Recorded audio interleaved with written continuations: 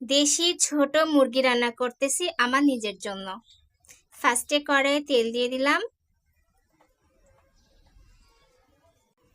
শুকনো লঙ্কা এবং এলাচ দিয়ে দিলাম আর লবঙ্গ, তারপরে তেজপাতা, এরপর দিয়ে দিলাম জিরা,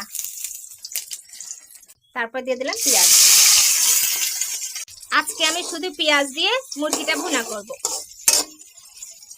মশলাগুলো সব দিয়ে দিলাম, মশলাটাকে একটু ভালোভাবে কষায় নিব, তারপরে মুরগিটা দিয়ে দিব। পেঁয়াজটা বেশি একটু নরম হয়ে যাবে, আমি পেঁয়াজের মধ্যে দিয়ে দিব, মুরগিটা দিয়ে দিলাম।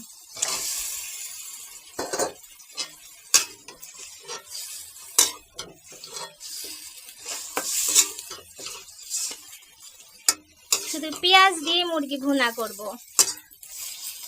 আমার মুরগি কষানো হয়ে গেছে, অনেকক্ষণ ধরে কষালাম, রান্নাও হয়ে গেছে প্রায়।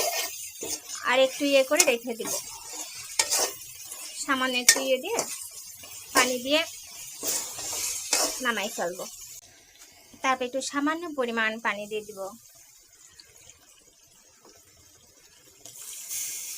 তারপরে একটু জিরা ভেজে নিচ্ছি, লাস্টে একটু দিয়ে দিব, সেজন্য হয়ে গেছে। তারপরে এই তো মাংসের মধ্যে একটু দিয়ে দিব, ব্যাস হয়ে গেছে। এই দেখো আমার মুরগি ভুনা একদম কমপ্লিট হয়ে গেছে। দেখো কি সুন্দর হয়েছে কালারটা। আমি যে কি সুন্দর করে রান্না করতে পারি কেউ জানেই না।